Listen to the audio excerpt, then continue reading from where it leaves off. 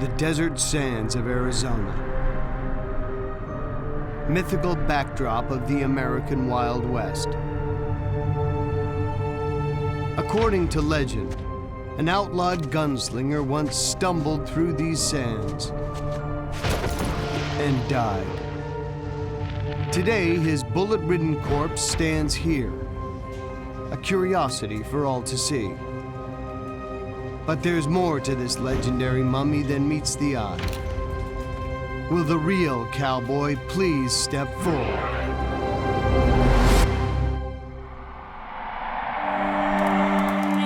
Mummies, time travelers from the past. Who were they in life? Where did they come from? And how did they die? All will give up their secrets to mummies alive.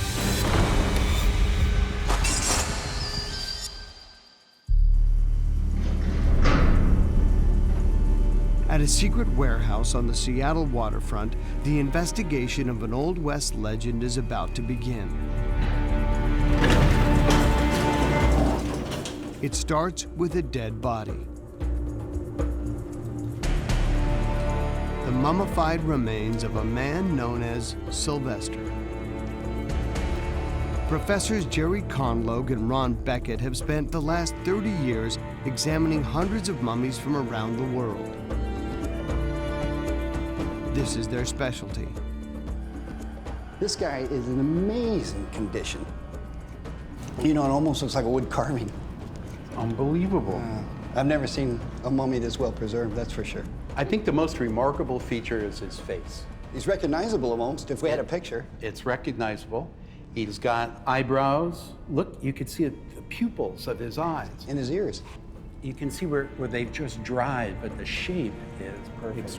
And the teeth, it looks like there's a central incisor missing. And I can't help but to admire his mustache. I like it. I like it He's got a great too. mustache. His hands are also remarkable. The fingernails almost look manicured. I mean, they're just so perfect. And it almost looks like he was holding something. Yeah. An autopsy would destroy the mummy. But using state-of-the-art technology, forensic pathologist Dr. Richard Shepard can see inside. As a pathologist, of course, I want to see what's happening inside the body, what's happening to the internal organs. And with this technology, I'm able to do that. We can see the skin on the outside, but I can actually also cut down through the tissues and look internally at the body. We can look at the internal organs and see exactly how they lie and how they are within the body. I mean, the preservation of this mummy is quite incredible. So who was he? And how did he end up a mummy? Since 1955, Sylvester has been on display here at the Old Curiosity Shop in Seattle. My father was the one that got him. He's absolutely the coolest thing we have. He's been very good for business. He's really famous. We're not, but he is. The Wild West was pretty wild, so he was a pretty tough guy. Sylvester is just a nickname. No records survive to tell us who he really was. But there's a legend that dates from the final days of the Old West. Chronicled in newspapers and passed down to the tourists. Now this is the story of the Old West, and it's a story of a man named Sylvester. And he was a dangerous gunslinger. In a little town way out in the southwestern deserts, they were in this bar playing cards. And somebody was cheating. I don't know who it was, but one called the other a cheater. And next thing you know, they go for their guns. The guns are jerked. White gun smoke filled the room. And Sylvester got hit, took a bullet.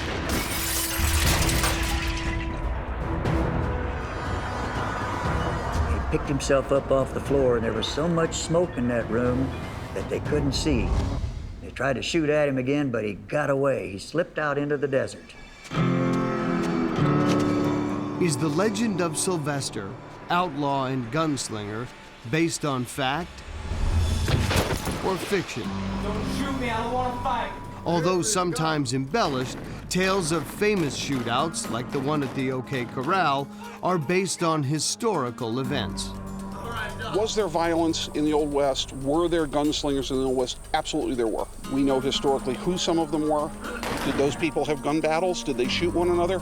No doubt at all. And notorious gunslingers like Doc Holliday really did exist. But can the same be said of Sylvester?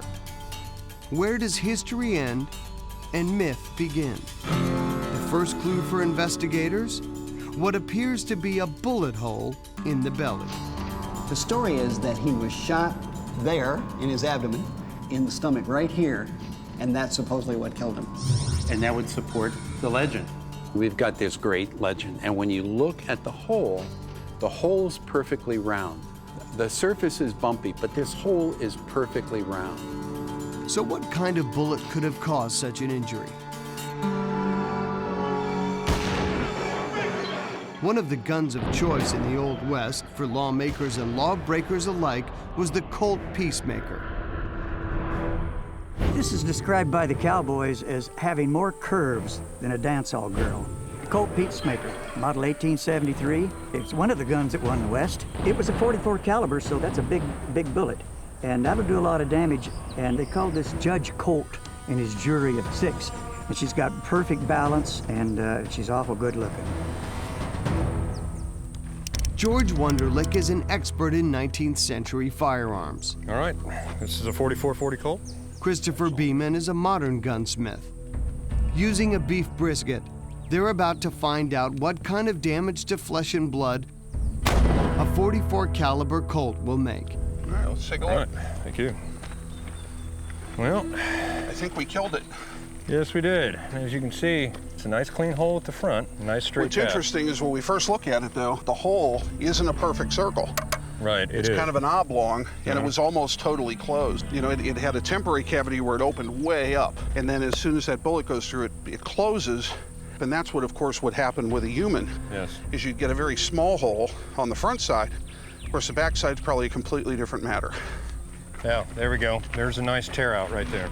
Yeah, You look can at that. see where it all has been completely torn out on this side. And, Absolutely. everything inside of this area is probably extremely pulverized, so if this had been an actual gunshot wound to the stomach, it would have been grievous and a slow way to die. When the bullet first impacts the body, it's going to make some type of a tearing in the flesh. It's not going to bore a perfect hole. The shock wave actually comes after the bullet, and it does. It tends to blow material out, away. You wind up with a much more jagged wound on the back end, and so you're going to wind up with an irregularly shaped hole. So is this a bullet hole or not? Let me introduce it, and then if you'll stabilize it. To get a closer look, Ron and Jerry use an endoscope. Oh, look at the image. Can you see it? That's a good shot there. That's great. Does that look like a bullet hole to you? It's perfectly round.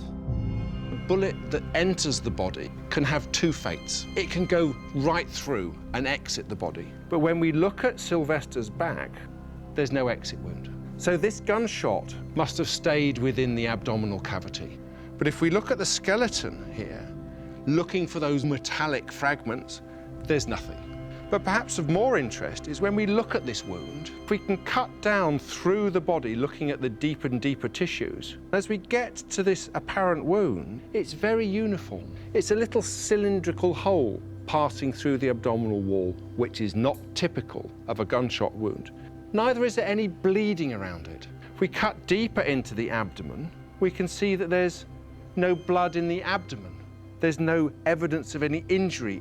So we have a hole, but we have no exit wound, we have no injuries, and we have no bullet. And so in my opinion, this hole in his abdomen wasn't caused by a bullet, it was caused by something else. That's definitely not a bullet hole. It's a stunning revelation, which now puts the legend into doubt. So two things here. First, the hole is too round, it's too perfect, and the color around that, I think it's supposed to represent blood, is the wrong color. Dried blood would not look like that. That's not dried blood. Yeah. Old blood, dried blood, looks more brown and not red. The evidence that we're looking at now doesn't fit the story. Is Sylvester's story a fabrication?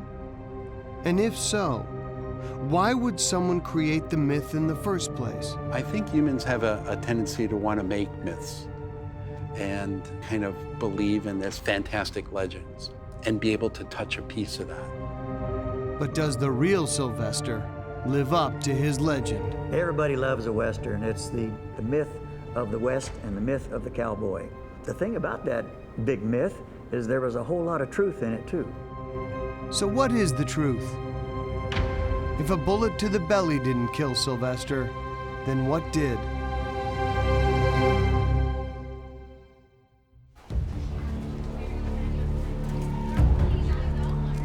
Among the cabinets and jars in a Seattle curiosity shop is the main draw and #1 attraction. The mummy they call Sylvester. According to legend, Sylvester was a gunslinger who died in a shootout.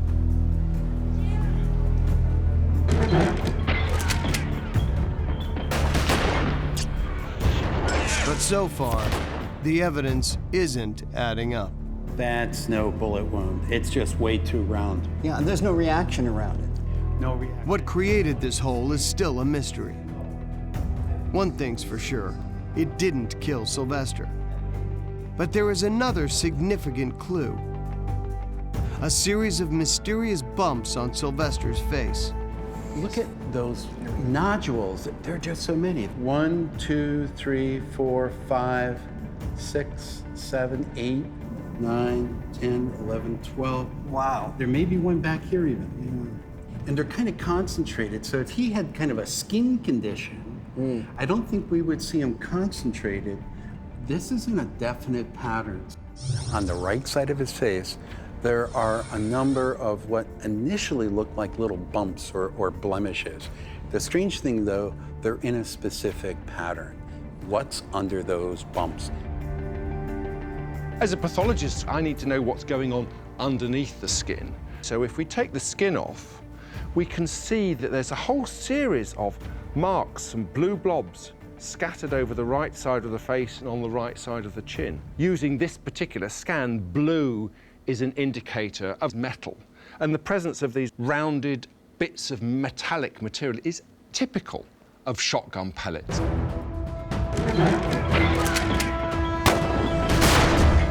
A shotgun blast could tally with Sylvester's legend. Was this what killed him so many years ago? What's happened here is, as they've gone through his skin, they've hit the skull with such force that the lead in them has simply splatted out against the bone as it struck it. But none of them have caused any damage to the brain, and so they haven't caused his death, but they would have been really painful when he received this injury. It didn't kill him, but the shotgun blast injury is real. It looks like Sylvester did indeed live a violent life. This had to have happened years before he died. That area around each pellet indicates that it was there for a long time, and the body had a chance to react to the presence of that foreign body, the pellet. They're so smooth over the top. In fact, look, his hair is growing out of these. So they've been there a while. So why would he not have had them removed? I don't know. That's amazing. This suggests Sylvester never sought medical attention, choosing instead to live with a painful, nagging injury. Some of these pellets have actually gone into the sinuses of the face. We've got at least 2 or 3 that have actually punched their way through the very thin bone of the front of the face here. And as we turn the skull over, we can see that there's at least 3 or 4 sitting here in the muscles of the cheek and in the sinuses of the face.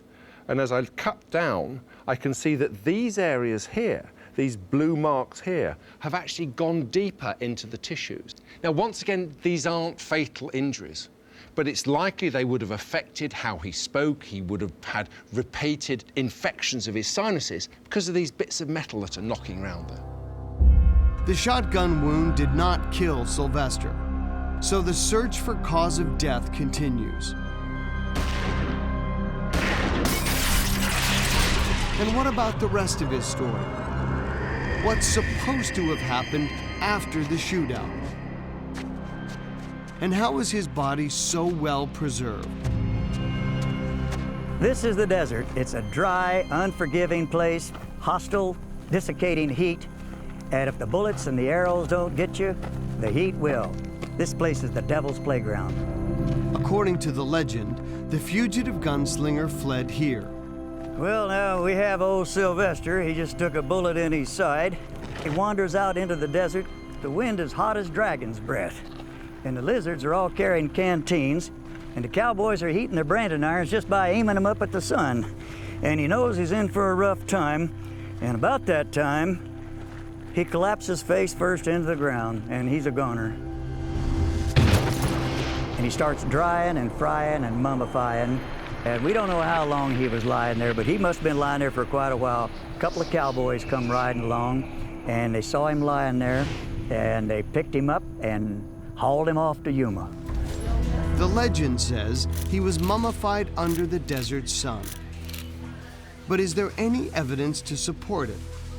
He's displayed here beside another mummy known as Sylvia, and she pokes some serious holes in the story we've already been told.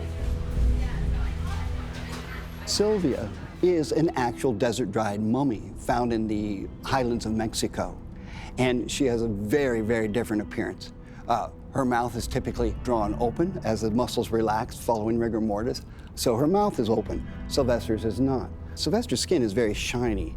In a desiccated individual, your skin is still there, but it's dry. It looks almost dusty in comparison.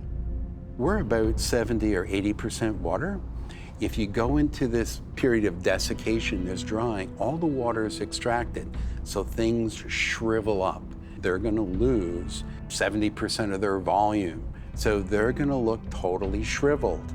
Sylvester doesn't look quite like that. His face is not full, but it's not really wrinkled as though someone that's been desiccated. He's got almost a mahogany look. He's reddish, and he's wet in areas that the surface is slick. It doesn't look right. This is not the person in the legend. Something is not right here. On the surface, there's no real signs of desiccation.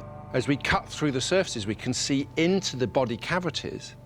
The lungs are there. They're beautifully preserved. The heart is there, and we can see the chambers of the heart with the valves inside them, once again, beautifully preserved. And the liver, often an organ that will decompose fast, is beautifully preserved. In this case, I can see the blood vessels, fantastic.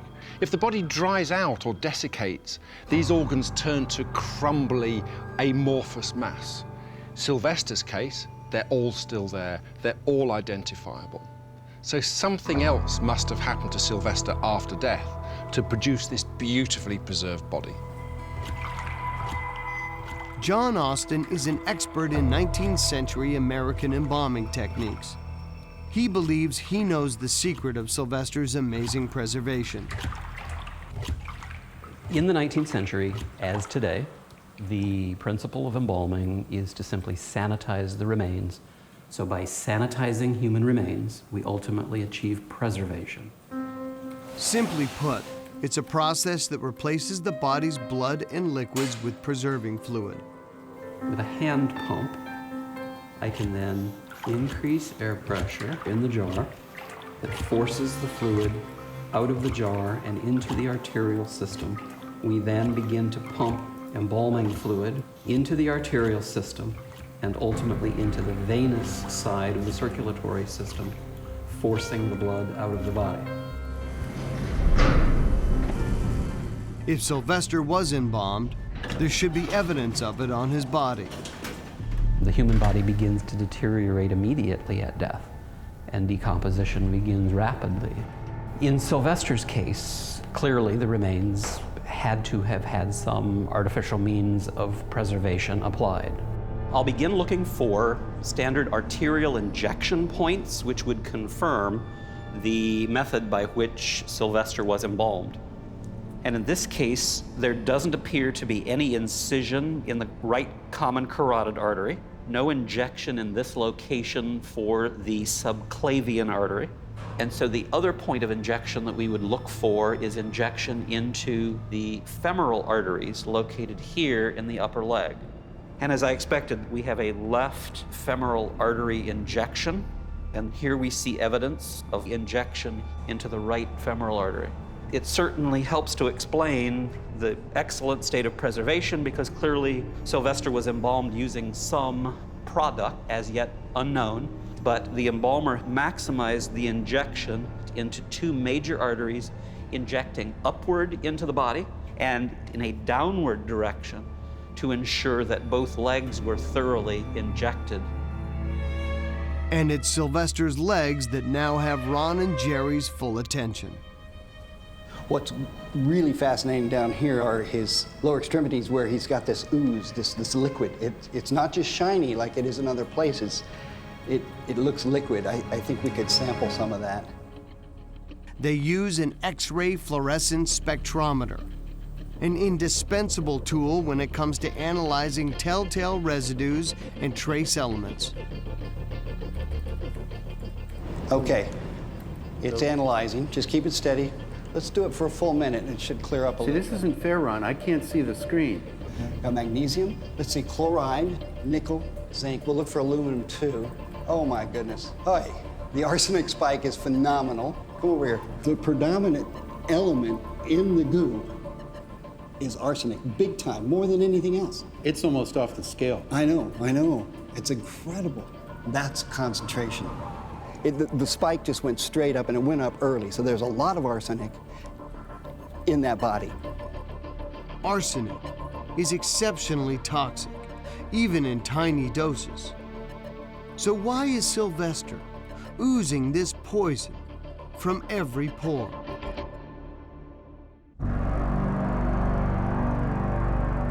New evidence shows that the story surrounding this legendary mummy is a tall tale. Sylvester did not die in a shootout or desiccate in the desert. Someone made a professional effort to preserve his body, and he's literally oozing with toxic goo.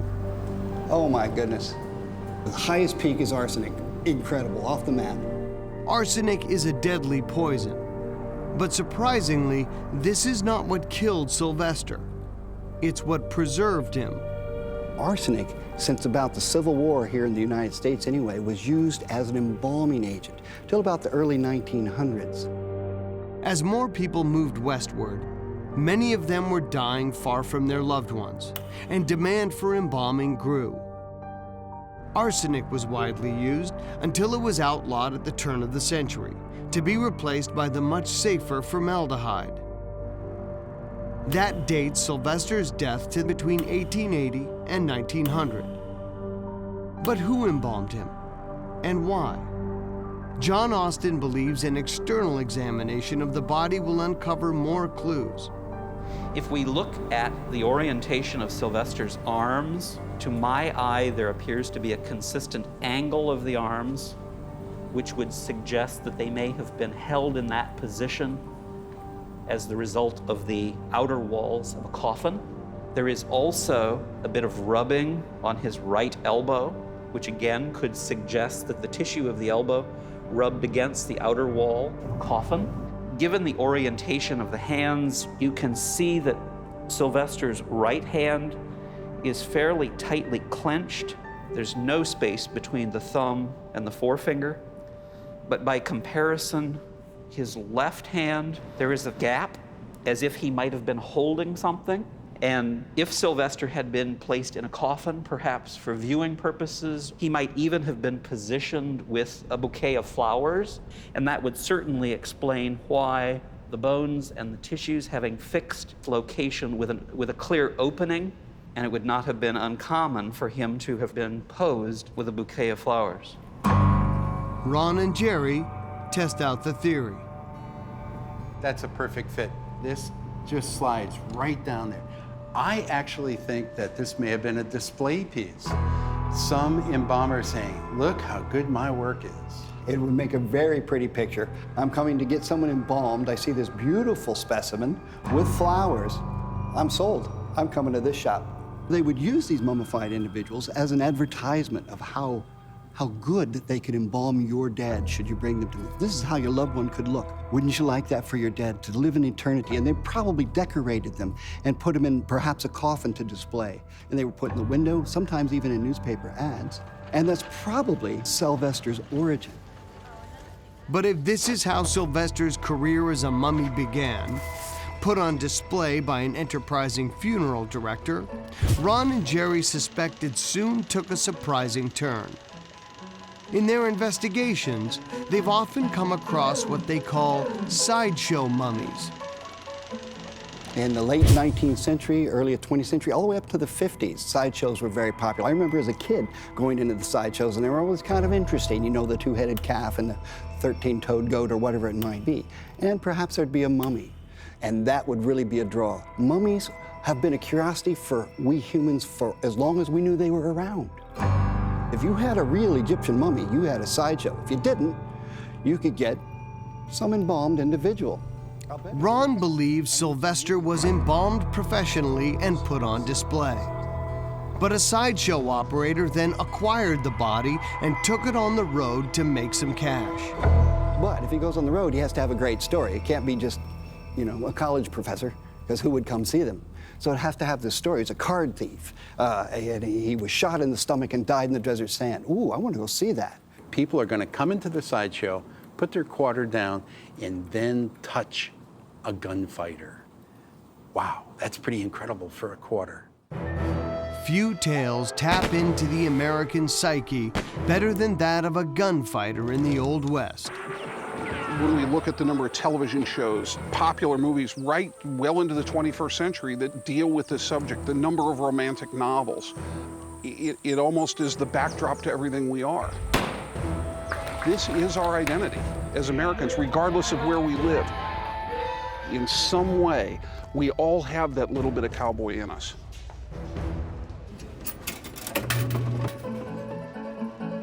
In Sylvester's own lifetime, that Old West identity was already fading, to be replaced by industrialization and the growth of large cities. Opportunists like Buffalo Bill created an industry commercializing the cowboy myth.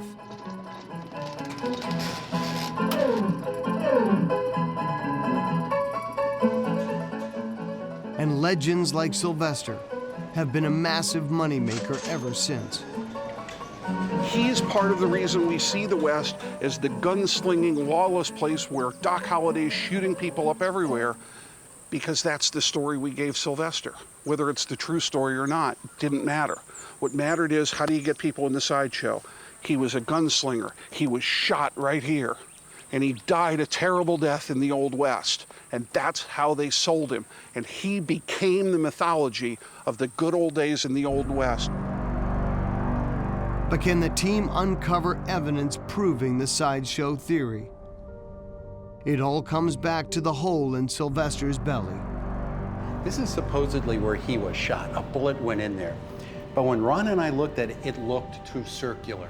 So now when we put the endoscope in, we see that there's this spiral pattern. All right, we're inside. Oh, Ron. You see the spirals. There are spirals. Okay. On that hole. What could have caused that spiral pattern? A drill, a manual drill. We actually drilled a hole through wood with this, went with the endoscope, and we saw almost exactly the same spiral pattern in the wood. Let's see if it fits. And I can't just push it in, I've got to kind of screw it in, because that's how it would have gone in, and it fits perfect. Exact fit. Ron and I have looked at 7 sideshow mummies. All of them have fantastic stories, but you got to make the story believable. And if you take that 1/4 inch or 6mm drill, you poke the hole, you put a little red paint there, someone's going to come and look at this guy for a quarter. Who is the culprit responsible for drilling the hole to turn a quick buck? Can new light be shed on the mystery of Sylvester? Historian Jeff Smith thinks he may have found the prime suspect.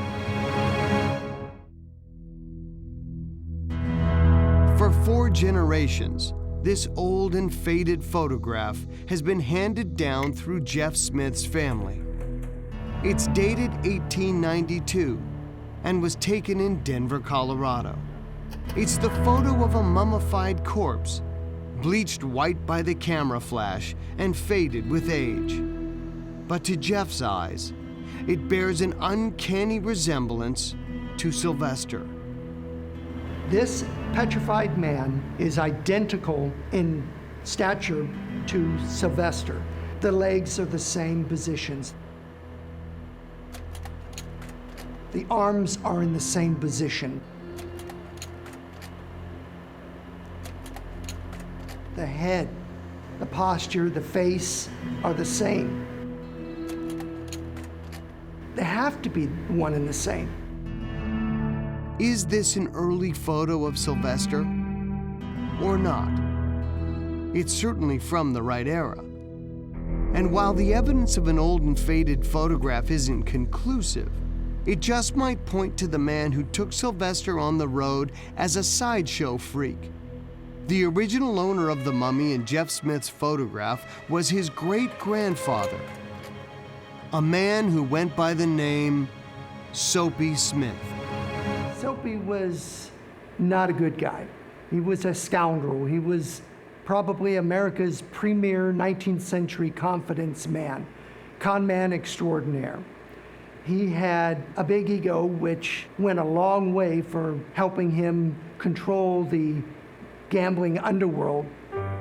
Soapy began his career as a small-time con artist, tricking the public with swindles like the shell game. An operator of a shell game would place a pea underneath one of the 3 shells and move the shells around a bit and ask for people to bet on which shell contained the pea. Of course, the player never won. It was all swindle.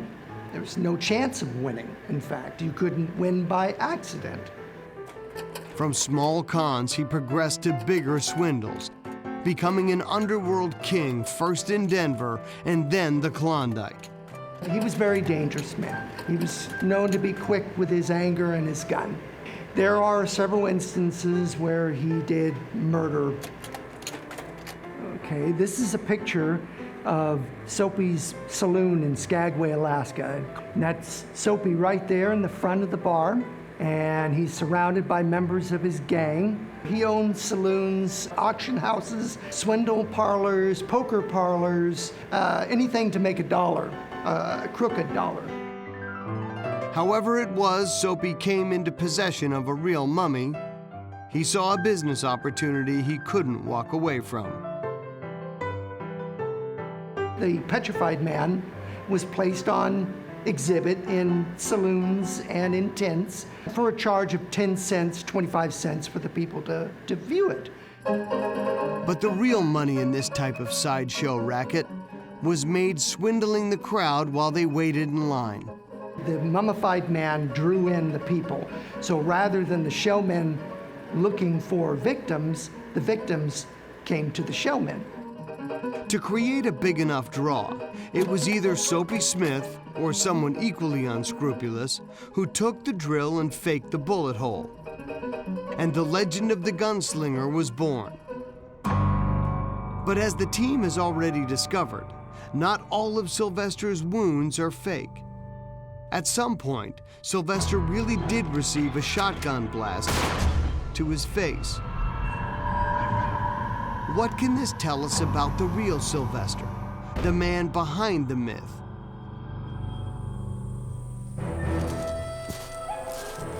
George and Christopher believe they can conduct a ballistics test that will reveal clues about the shooting, the shooter, and Sylvester himself. We know that he was shot from somewhere over here to his right, but the real question is, how far away was the person when they shot him? And really the only way to determine that was to take a period shotgun and a period shell and fire it at different distances until we got a pattern that was similar in dispersal to the pattern that we see at his face. We'll pace it off. We'll go 10. Okay? All right.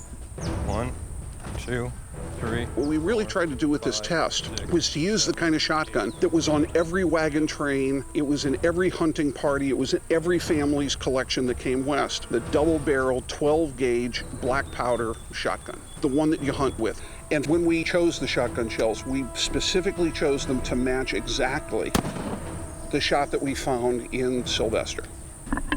It did exactly what I thought it would do.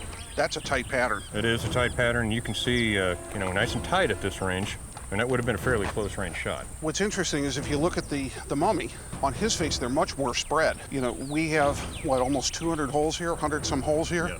He only has 20. So I think definitely he was farther away from the target than this. Yeah, it's really tight at this range, so further back, that's going to open up a lot wider. Right. Well, I'll tell you, that was 10 paces? That was 10 paces. You think we need to double it or triple it? Let's go back to 20. Let's go back to 20? 20 and see what happens then.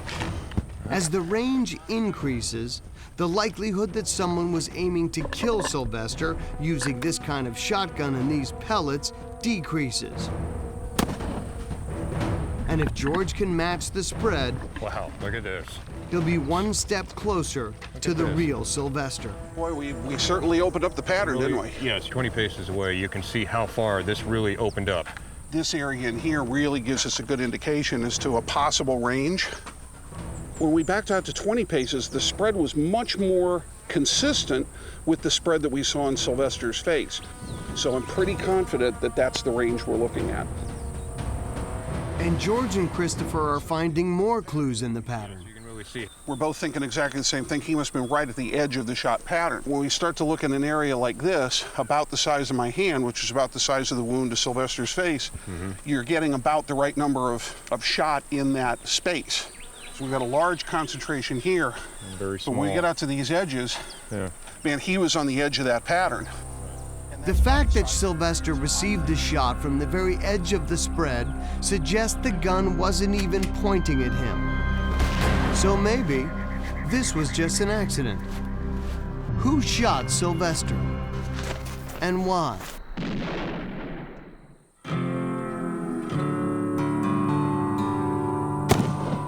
The investigation surrounding Sylvester the Mummy has once again turned to ballistics. Why don't we take a look? I'd love to see the backside and see if we have complete penetration all the way around. George and Christopher believe their shotgun test it looks to me like they all went through. I can see shows a pattern matching the pellets embedded in Sylvester's face. I have the x-ray pictures here. Oh, look at that. Look at the similarities. You just even pick any one random number of these. No, you're absolutely right. And the spread that we're seeing on the board is really just about right. And if you lay that out, it's just a little bigger than our hand. Yeah. The spread of pellets shows that the shooter was at least 20 paces away, probably outdoors, and it even suggests the gun wasn't directly pointed at Sylvester. Not really evidence of attempted murder. And I think with all these small holes, the fact is we're talking about debilitating someone, but you're not really talking about the ability to kill at this range. That's true. Whoever took this to Sylvester's face was not looking to kill him. This was not Doc Holliday going out to blow somebody's head off. This could very well be a hunting accident. It happened recently with Dick Cheney, where he shot his friend accidentally while on a hunting trip. He brought the gun up, he fired too quickly at something that was taking off, and he hit the man in the side of the face. This is not an uncommon occurrence in a place where people went out hunting together in many instances, and you may have had someone who simply wasn't careful. A hunting accident is one possible explanation. But for Ron and Jerry, the fact that the pellets were never removed is suspicious. Now imagine what it must have felt like. Imagine what it must have looked like at the time of the event. Splatters of blood, swelling and edema. It must have been horrifically painful and horrific in appearance as well. When you see something like that, when they're just under the surface, the first thing that comes to mind, why would he not go and have these pellets taken out? The only thing that you can possibly think is that he couldn't go into a town to see a doctor because maybe he was a wanted individual. Perhaps a man on the run, or maybe just in the wrong place at the wrong time. Maybe it was somebody just trying to scare him off, shoo him off their land with a shotgun, trying to drive him away Maybe he was stealing a watermelon, who knows? It's certainly one of the things that is not out of the realm of possibility and should at least be considered as one possible explanation. A new picture is emerging. Not of a legendary gunslinger, but a man at the end of his rope. For many in the Old West, this is what life was really like. You know, a lot of people came west and they had an incredibly lonely life. And the reason they had an incredibly lonely life, and there were actually a lot of songs written in the 19th century about this, because their intent was, I'm gonna go west, I'm gonna go to California, I'm gonna dig up 20 pounds of gold, I'm gonna be the richest guy in town, I'm gonna go home and marry my sweetheart. But they never found the gold. And they never went home. Or if they did, they went home broke. And for the time they were out here in the West, they were miserable. It was a lonely life, and a lot of these old cowboys and miners, you have to remember, they'd been in the Civil War, and they had seen combat up real close and personal. And they didn't fit where they were anymore in the civilized part of the United States, and the only outlet for these people was to go out west. Perhaps Sylvester was an outcast in life, at a time and place when the average life expectancy was just 47 years. But if this was his fate, to die alone, his body left unclaimed by family and friends, one last mystery remains. How did he meet his end? When we look deep inside at the organs, we do see something that is important. And what at first appears to be rather insignificant white speckle provides a critical clue. This is calcium. If we look in the left lung, there's no signs of any calcium at all at that point. But if we look in the right lung, there are these white areas, calcium deposits in the center of the lung. And calcification at that site in the lung of a man from this era, diagnostically it's critical because it is a sign of tuberculosis. In his day, tuberculosis was incurable. It killed real-life gunslinger Doc Holliday, and it's now the prime suspect in Sylvester's death. There are more clues in the CT scan.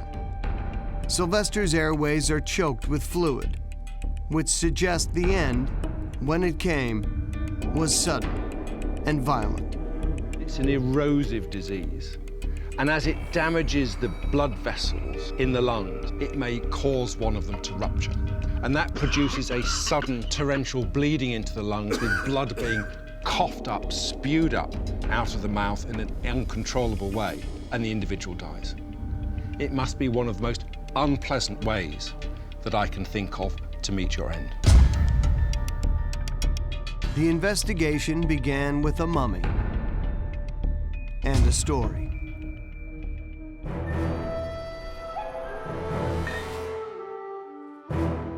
The Legend of Sylvester, the Gunslinger, is an Old West classic. It's got all the elements: a saloon, cards, whiskey, guns, and a shootout.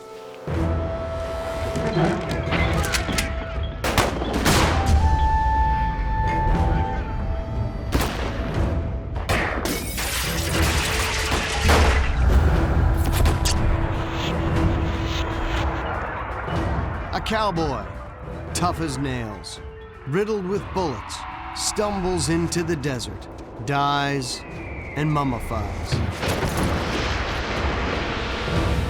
But the legend doesn't stand up to scientific investigation. That's no bullet wound. The bullet hole is fake. But look at the arsenic. He was embalmed with arsenic before being taken on the road as a sideshow mummy, and his right lung shows symptoms of tuberculosis. Now, tuberculosis is not a disease you pick up riding out on your own in the desert. It's a disease that is associated with living in close, cramped, probably poor circumstances. One of those situations at that time was likely to be the prison. Although not conclusive, it's a more plausible theory than the legend. Sylvester met his death not at the end of a gun barrel, but behind bars. It does rather suggest that Sylvester died in prison of his tuberculosis. An outlaw, rotting in a cell, coughing up blood. It's a sad and sorry tale. But it seems our thirst for Old West mythology can never be quenched. And so, Sylvester's sad story is transformed. Sylvester can be anybody we want him to be, and I want him to be a gunslinger and a gambler, and I want him to get into a gunfight and get bested. And so a disease disappears. A common thief becomes a card shark and a gunfighter. And a John Doe tours the sideshows as a celebrity. Because no matter who Sylvester was in life, in death, he is legend.